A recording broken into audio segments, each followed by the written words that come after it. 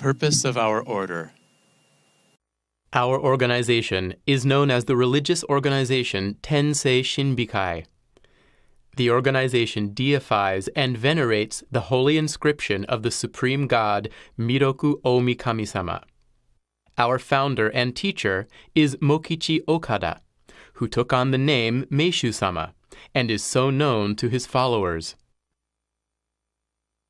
Our organization aims to create paradise on earth. This means a world of people filled with happiness, a world full of truth, virtue, and beauty, health, wealth, and peace, a world devoid of falsehood, vice, and ugliness, disease, poverty, and conflict. It is a world where religion, science, and the arts exist in harmony, and where a highly advanced culture flourishes, with all barriers of conflict between different races, cultures, and nations removed, and all nations of the world integrated into one. In other words, our organization devotes itself to activities which will bring about the birth of the true civilization. In the culture which surrounds us today, falsehood, vice, and ugliness prevail without anything to hinder them.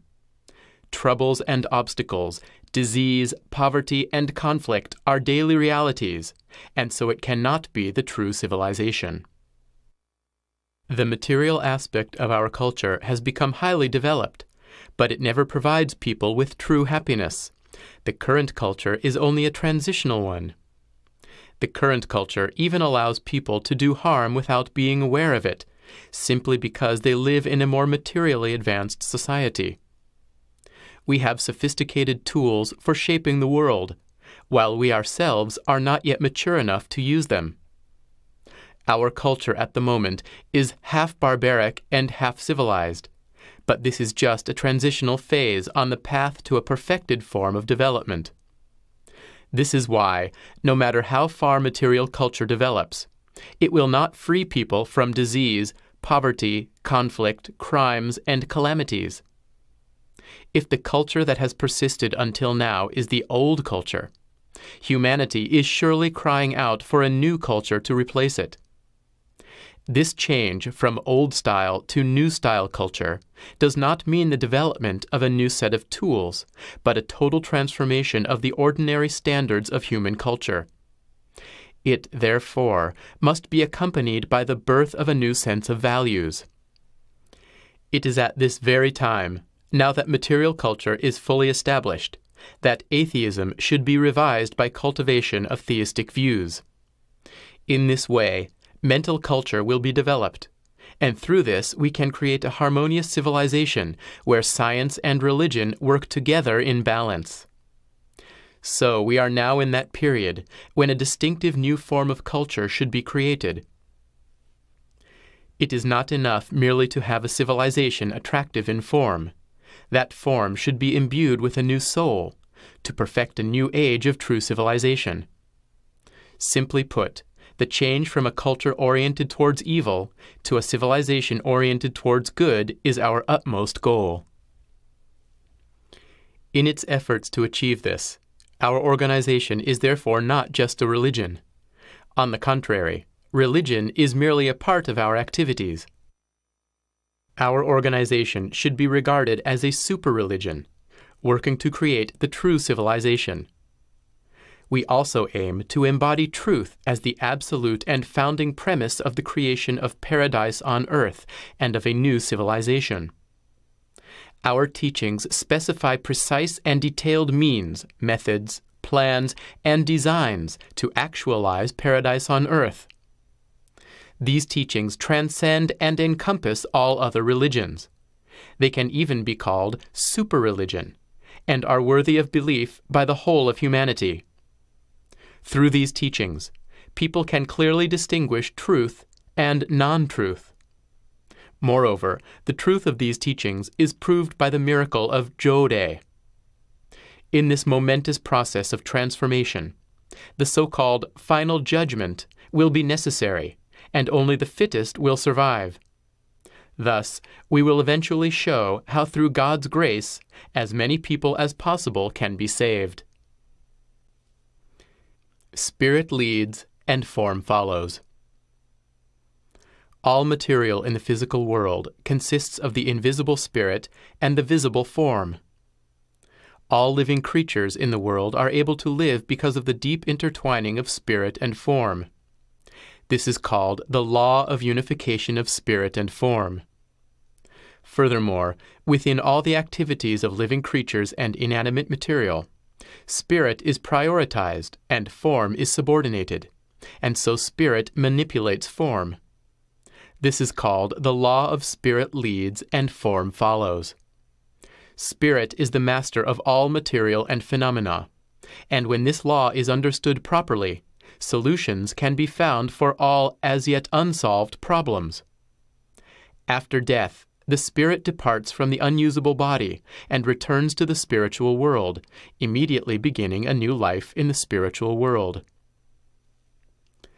When a spirit goes to live in the spiritual world, it first crosses over the river Styx to face the tribunal of Yama at the gates of the spiritual world. At the tribunal of Yama, the gods judge the spirits, and those spirits with the highest virtue go to paradise or Elysium, while those with the greatest sin fall into hell. Spirits with a normal degree of virtue go to the intermediate state realm for spiritual practice, and this is in fact where most spirits go.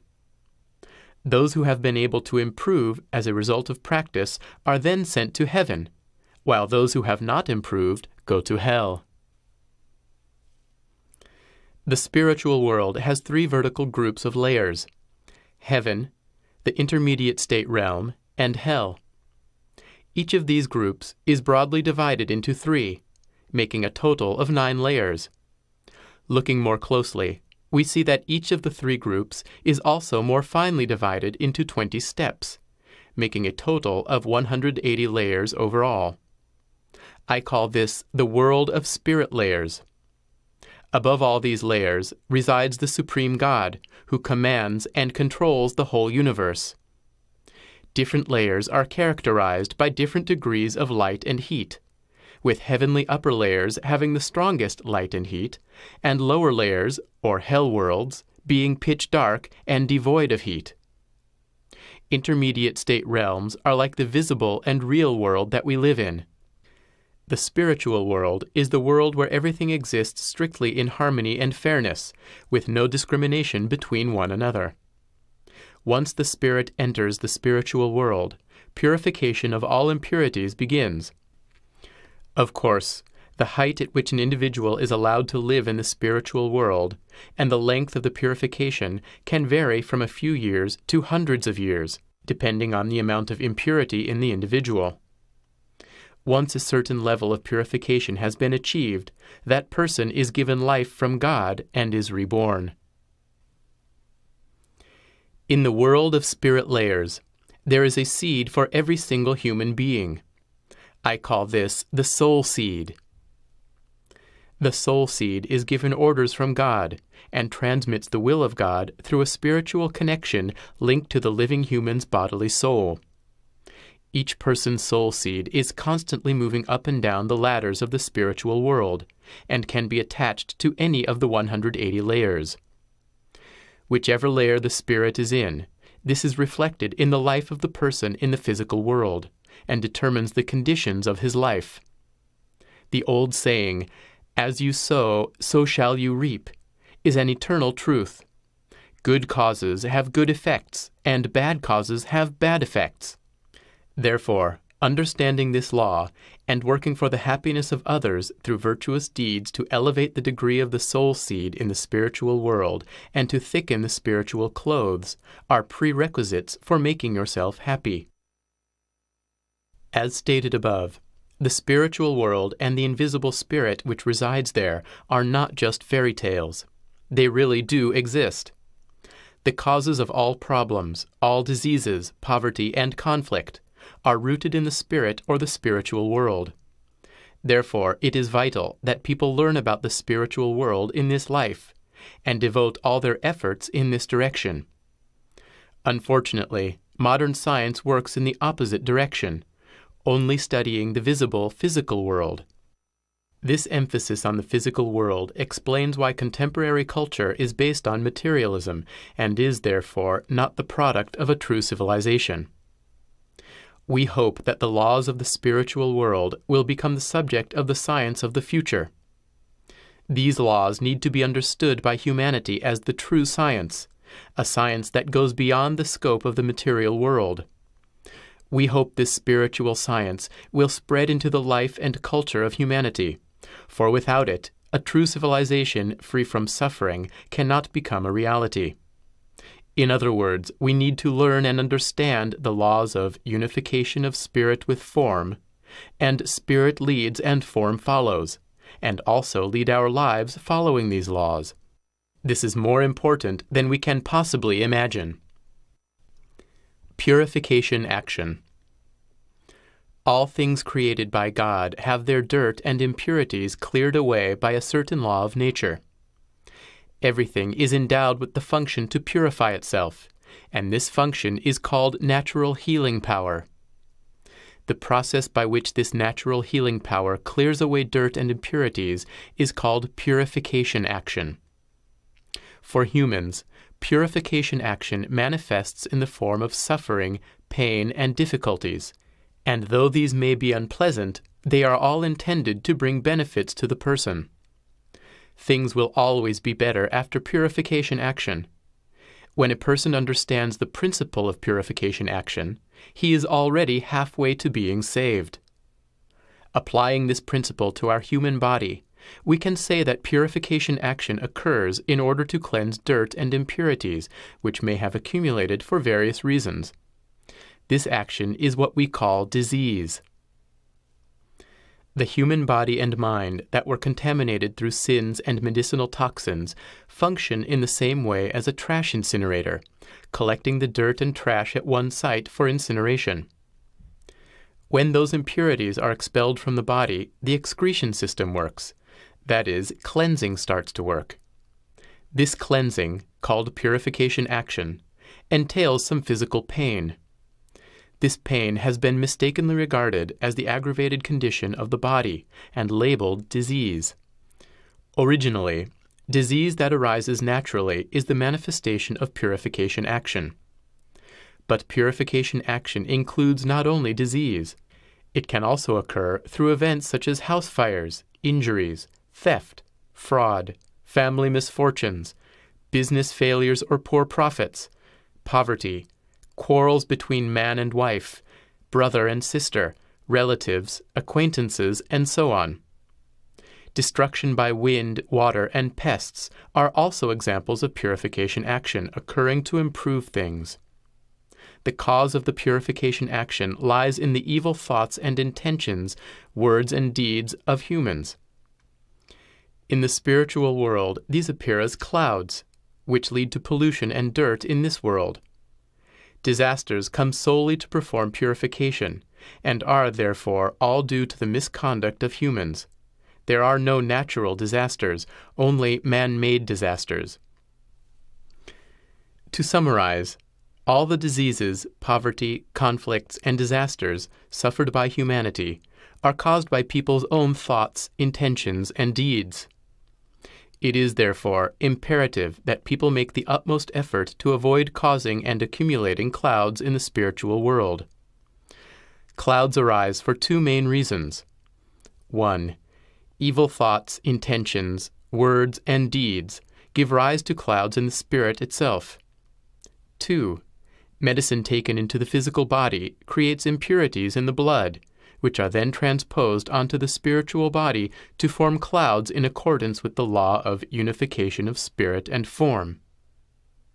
If clouds are categorized into two types, inborn clouds and acquired clouds, firstly, inborn clouds come from four causes: the accumulated sins of human history through ignorance of God in one's past lives up to date, of the ancestors, of past lives, and of the congenital toxins in the physical body.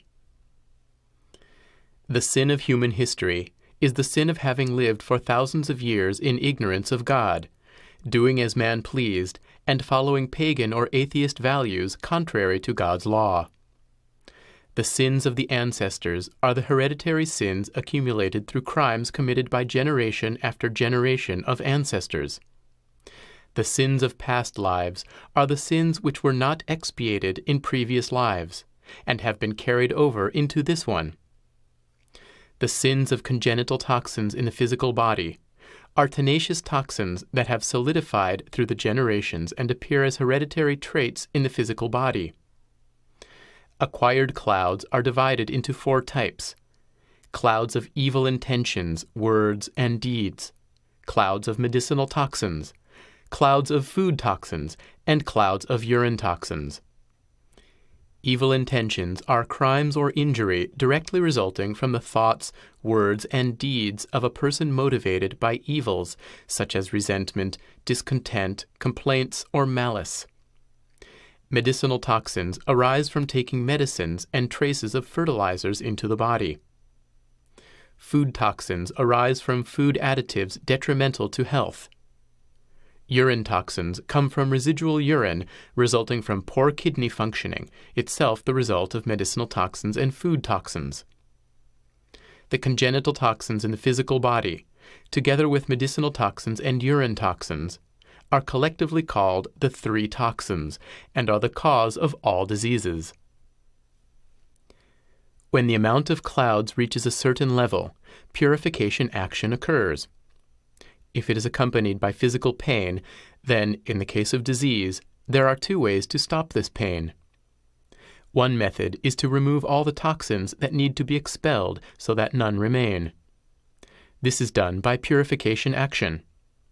The other method is to stop the purification action while it is in progress, returning the body to its condition before the pain began. This is suspension of purification. Purification action is stopped by slowing down a person's metabolism, and this is mainly achieved using medicine. At first glance, this appears to be an effective method, but it does not get at the root of the disease.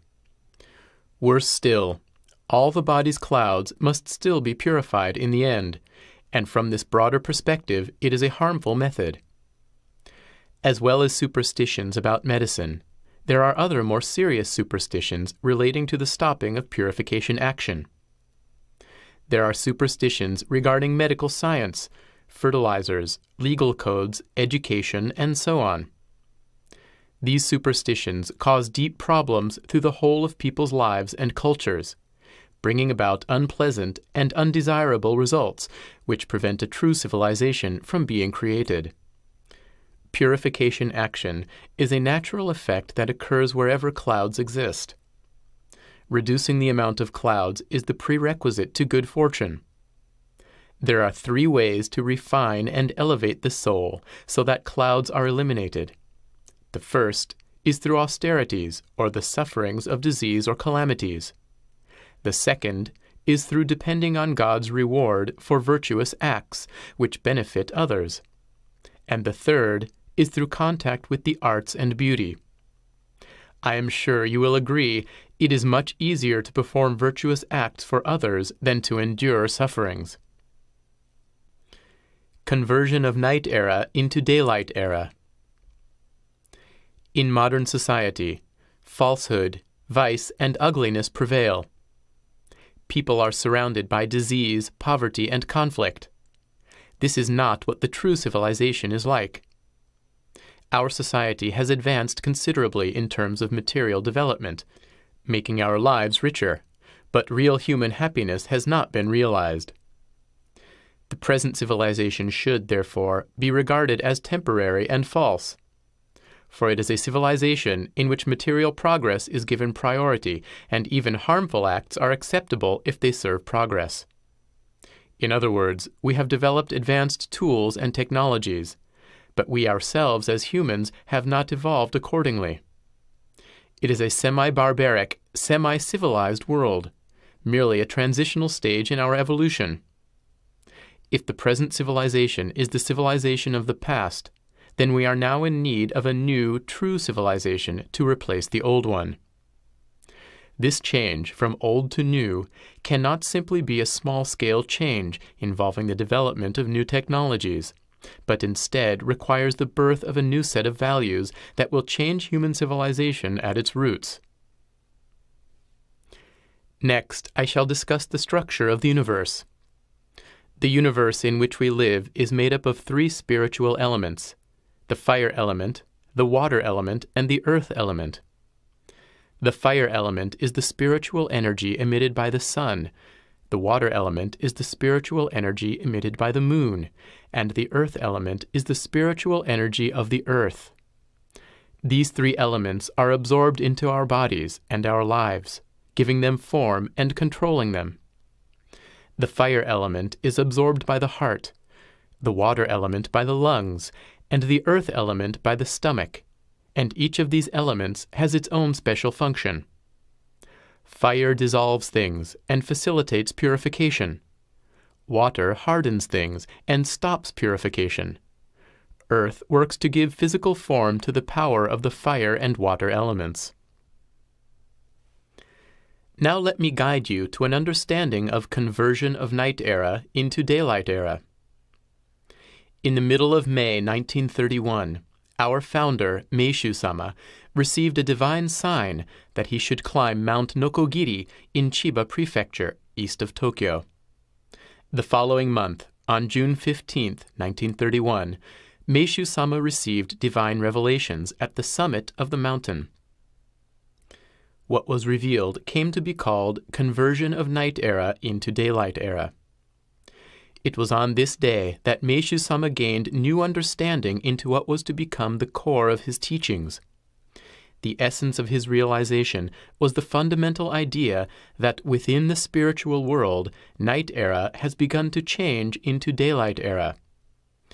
If we look at the sky, we can understand distinctions of brightness and darkness in the form of day and night, just as we can see the difference between summer and winter over the period of a year. In the same way, dark and light alternate over periods of 10, 100, 1,000, and 10,000 years. We can easily recognize these bright and dark periods historically as periods of peace and war. Right at this moment, a long period of darkness is coming to an end, and we are at the dawn of another period of brightness. The night is ending, and the sun has begun to rise. In other words, night era is converting into daylight era. This means that the water element emitted from the moon in night era decreases, and the fire element emitted from the sun in the daylight era increases. During an era centered on the water element, purification stops, and so goodness is rejected and evil goes unpunished. In such an era, evil fills the world and goodness is driven out. However, June 15, 1931 was the first day of a new age in which the spiritual world will become centered on the purifying fire element. From this day on, good and bad, right and wrong in the spiritual world will be clearly discriminated. Everything will be judged just as it should be. Good shall be seen as good, evil as evil. It will now be possible for a heavenly world full of truth, virtue, and beauty to appear on the earth, while the hellish world full of deceit, vice, and ugliness can come to an end. Furthermore, as the sun rises higher in the spiritual world, its light and heat will become stronger. Every year, when June 15th comes, the fire element will increase, allowing virtuous people to survive and prosper, while criminals and sinners receive ever more intense purification through disease and other sufferings. And as the daylight era progresses, fewer and fewer people will be able to endure such intense purification. This conversion of night era into daylight era is transposed onto the physical world so that the former non-discriminating form of salvation will be replaced with salvation based on the clear judgment of good and bad. As the old culture of night era collapses and the new culture of the daylight era emerges, we will see the birth of a new world based on a completely new sense of values. All humanity's cultural and intellectual products, including religion, science, politics, economy, and the arts, will be renewed and integrated into a new culture. As a result, people will live in safety, violence will be rejected, and a society based on rationality will be achieved. With the perfection of truth, virtue, and beauty on earth, falsehood, vice, and ugliness will be completely swept away, together with the problems of disease, poverty, and conflict, leaving a world filled with health, wealth, and peace. It will be a world without disease or the need for hospitals, a world without poverty or starvation, crimes, or the need for punishment, a world without wars, weapons, or armies. Finally, national borders will be lifted, all races, religions, and cultures will be valued equally, and the long-awaited world nation shall finally emerge. A true civilization shall be born, governed by virtue, combining the spiritual and physical in harmony. Thus, God's picture of the world will be perfected as paradise on earth. As stated above, a fundamental feature of the conversion of night era into daylight era is that through the increase in the fire element, good and bad will be clearly distinguished and judged. The fruits of good deeds are paradise on earth and a new civilization, while the fruits of bad deeds are the final judgment. When the amount of the fire element reaches its peak, the physical and spiritual body will be unable to bear even the most trivial or minor wrongdoings, and consequently the great purification action will take place throughout the world, leading to the deaths of countless numbers of people. Many religious men have foretold the coming of the final judgment, but this final judgment is nothing other than the great purification action sure to engulf all the people of the world as a result of the conversion of night era into daylight era. Meishu-sama became aware that his revelation of the conversion of night era into daylight era was the same as Jesus Christ's prophecy that heaven is close at hand and the final judgment. He saw that these were also the same as the Buddha's prophecy of the termination of the Buddha's reign and the coming of the world of the future Buddha Miroku. Meishu-sama also recognized that the time was approaching when all these prophecies would come true. This destruction and reconstruction is the true will of God, and Meishu-sama accepted his great mission to convey God's will to the whole world in order to save mankind from suffering and agony. Goshinsho and Jyorei. Goshinsho means the words of God, or Meishu-sama's teachings. After receiving the revelation of the conversion of night era into daylight era, Meishu-sama had the unshakable belief that he had been given the task of creating paradise on earth, and was the last man able to save mankind from the final judgment, the last man able to realize the prophecies of the holy men of the past. He was thus given the greatest power by God to accomplish this mission. This power is the power to understand the truth, and the power to prove the truth through miracles. The former power is demonstrated by his teachings, Goshinsho, which contain as many as 2,000 texts. The latter is the power of Jyorei. Jyorei is the rational and advanced science of the future. Jyorei is the method of radiating rays of spiritual light, the light of the fire element, towards the clouds in the spiritual body which are the very cause of disease and other sufferings. Thus, the root cause of suffering is swept away in the spiritual body before it can be transposed onto the physical body to bring about suffering in a visible way. Through the conversion of night era into daylight era in the spiritual world, the fire element will become more abundant, and everything will undergo purification action. However, within the individual, purification action can be facilitated by the power of Jyorei, which uses the special fire element to purify efficiently without pain, and is itself baptism by fire. Jyorei is the key method for creating a new civilization, a paradise on earth. This paradise has only become possible now that the conversion of night era into daylight era has begun, and Jyorei is the sole method for saving people from the great purification action that will engulf the world. It also has the power to reveal miracles so that people will be convinced that the time has come for such a world to be created. Through Meishu-sama, this is possible for the first time in human history. We spread truth to the world by the means of Goshinsho, and prove the truth of Goshinsho by miracles occurring through Jyorei. In a nutshell, Jyorei is the only method for removing all human sufferings and for bringing about human happiness.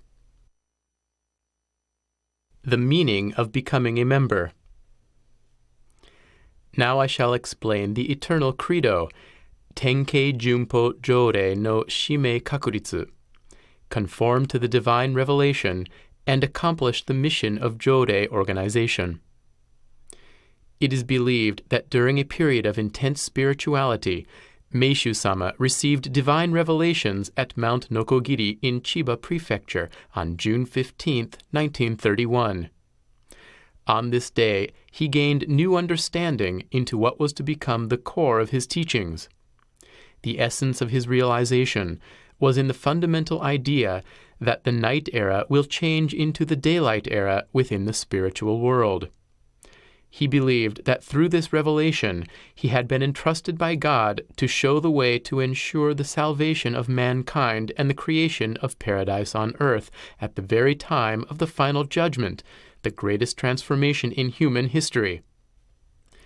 Junpo means to firmly conform to something, and Tenkei Junpo means conform to the divine revelation, that is, to eternally and firmly conform to the mission that Meishu-sama became aware of through the revelation at Mount Nokogiri, or in other words, to accomplish the mission of Meishu-sama as one of the absolute followers of Meishu-sama. As stated above, Meishu-sama claimed that Jyorei is the sole and absolute way to accomplish his mission. Our organization's goal is to complete the mission that Meishu-sama could not accomplish during his lifetime, and thus we make the practice of Jyorei our supreme priority, putting into action our credo, accomplish the mission of Jyorei organization. We continue to spread the message of the importance and meaning of Jyorei to more and more people throughout the world. Becoming a member means receiving Ohikari-sama, the light which gives you the power to do all this, including the power to perform Jyorei. It also means you join our members in making efforts to contribute to promoting happiness for the whole of humanity. This is done by participating in our activities through the organization in order to accomplish the mission of Meishu-sama.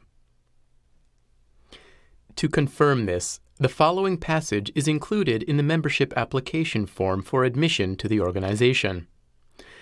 I shall pledge to make utmost efforts to correctly understand the Meishu-sama's mission, construction of paradise on earth, and creation of true civilization, and shall swear that I join in activities of your organization for salvation of mankind through Meishu-sama's teachings and Jyorei.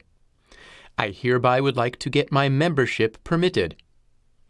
It is, of course, natural that people who wish to become members will pray to God in the hope that they will have their own problems solved and become happier themselves.